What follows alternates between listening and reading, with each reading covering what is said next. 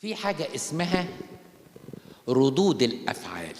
الإنسان ممكن يشهد لربنا ويبين ربنا للناس من خلال ردود أفعاله.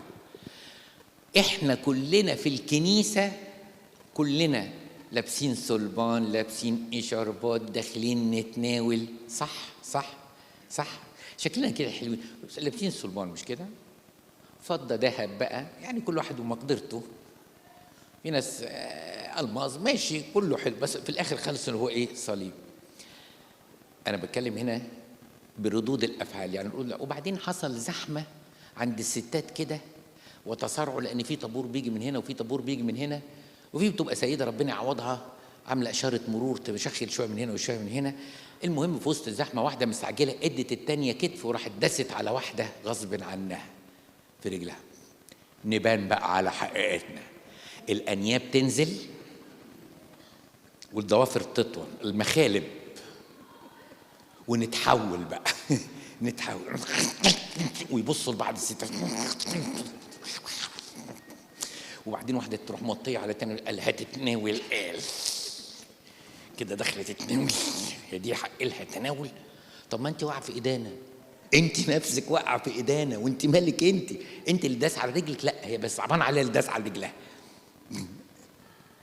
وتروح لصاحبها، انت سكتي؟ ايه ده؟ فخلي بالكم، احنا كلنا طول ما الظروف حلوه احنا زي الفل، كلنا حافظين صليبي يا صليبي مصنوع من الخشب، كلنا حافظينها دي مش كده؟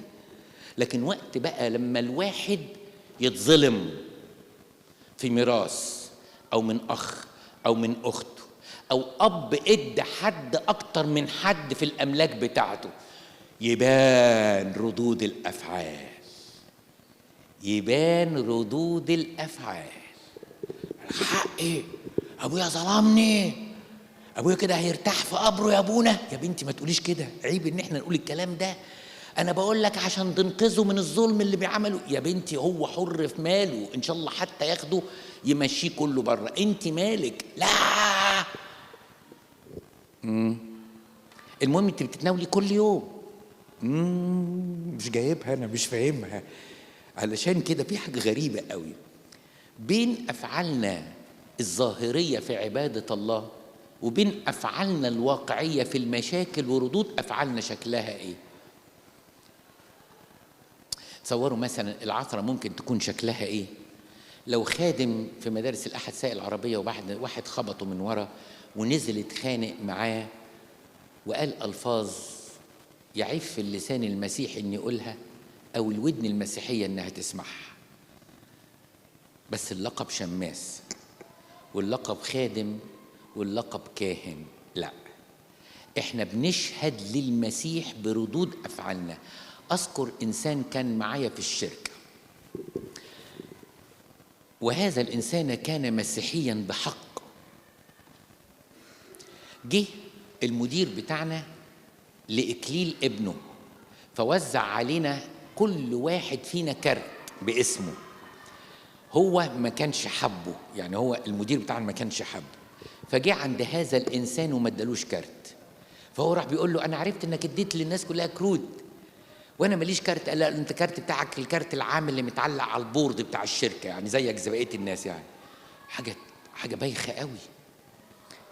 كلنا اتعزمنا على الريسبشن، وده الوحيد اللي ما اتعزمش على الريسبشن الحفله اللي بعد الفرح مش كده؟ واضحه قوي قوي قوي، وهو عارف. بصرف النظر احنا ما رحناش الريسبشن، لكن هو عرف ان هو الوحيد الاكسكلودد اللي هو ما خدش. لو انت مكانه تحس بايه؟ عارفين اول ما دخل المدير لقى لابس شماس وبيستقبل ابنه بقبقوره وهو داخل الكنيسه. ايه ده؟ ايه ده؟ عشان كده فضل يقاتل بينه وبين نفسه ويصارع نفسه. بعد اسبوع قدامنا كلنا قدم له اعتذار، قال له انا الوحش انت الصح.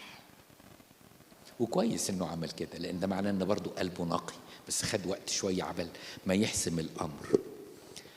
يبقى المسيح الحقيقي يبان في ردود الافعال، مش تقابلني في لا يعني مثلا ايه انت حبيبي، احنا في مصيف بقى ومنطرطش رجلينا في الموج كده بقى، بالبلبل رجلينا كده، انت حبيبي يا ابونا، وانت احسن الناس، وانت يا ابونا سكر، وانت اللي عسل سكر على، وبكش في بكش في بكش، لغايه لما تحصل مشكله. بناخد بقى الشقتين، كنا في البلاج وبعدين هيسقونا، فانا خدت البحري ام بلكونه كبيره وسبت لك القبل اللي تطل على المنور. لا لا انت بتقول كده عشان قاعد هنا. هتخش لمراتك تقول لها ايه؟ وكهنوت وتنازل وماتوا عن العالم ده، يا نهار ابيض على الكهنه دول. اللي انا عايز اقوله ان التجربه هي اللي بتخلي الانسان يبان على حقيقته. لكن الانسان لما بيحتمل الظلم ويشكر ربنا وما يكرهش اللي ظلمه، بيكرز للمسيح ويعلن ان الهنا، مش هنقول بقى الله محبه، احنا هنثبت للناس ان الله محبه.